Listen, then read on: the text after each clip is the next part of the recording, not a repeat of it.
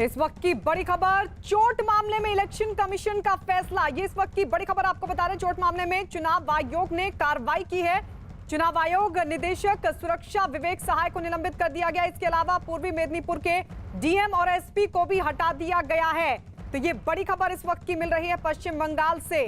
DM और SP, जो कि पूर्वी मेदिनीपुर के डीएम है और एसपी, उन दोनों को हटा दिया गया है और 31 मार्च तक रिपोर्ट भी तलब की है। तो नए डीएम एसपी की अब नियुक्ति होगी।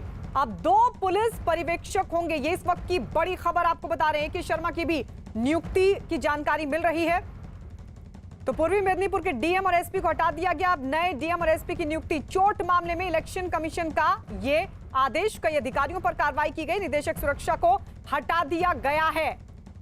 विवेक सहाय को निलंबित कर दिया गया। ये कार्रवाई हुई है कई अधिकारियों पर। डीएम पूर्व मेदिनीपुर के डीएम और एसपी दोनों को हटा दिया गया है। दोनों को निलंबित कर दिया गया है और अब इनकी जगह पर दूसरे अधिकारियों को तैनात किया जाएगा। नीरज हमारे सहयोगी जुड़ गए हैं ज्यादा जानकारी के साथ। क्या जानकारी और मिल पा रही है इलेक्शन कमीशन की तरफ से, नीरज? देखिए, चुनाव आयोग की तरफ से जो बड़ी कार्रवाई की गई है, वो सबसे पहली कार्रवाई की गई है कि सुरक्षा के निदेशक को पूरे मामले में हटा दिया गया है, क्योंकि उन्हें लापरवाह पाया गया पूरे मामले में और इसीलिए घटना को अंजाम दिया जा सका। देखिए, चुनाव आयोग की तरफ से जो प्रेस रिलीज, यानी जो मीडिया से को प्रेस रिलीज जारी किया गया, उसके मुताबिक एसपी और डीएम पर भी कार्रवाई की गई है। डीएम एसपी का तबादला किया गया है, लेकिन एसपी और सुरक्षा के निदेशक को निलंबित भी कर दिया गया है। डीएम को अब चुनाव के कार्यों में अभी फिलहाल नहीं लगाया जाएगा। ये 3 महत्वपूर्ण फैसले हैं। दूसरी अहम बात यह है कि आने वाले दिनों में एक कमेटी का गठन किया गया है, जो कि डीजीपी और मुख्य सचिव की कमेटी होगी। वो आने वाले दिनों में डायरेक्टर सिक्योरिटी की नियुक्ति करेगी, खोजबीन करेगी कि कौन हो सकता है उस पद के लिए।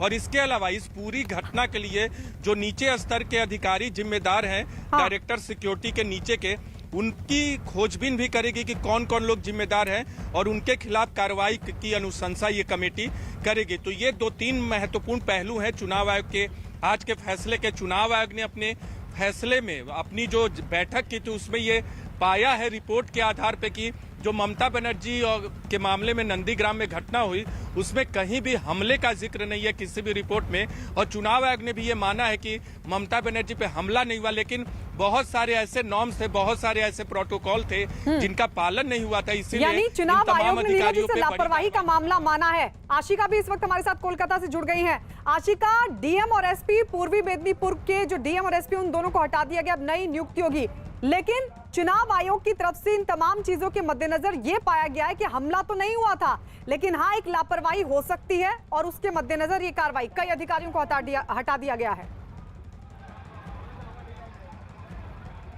आशिका, बिल्कुल, चुनाव आयोग की तरफ से ये कड़ा कदम उठाया गया है।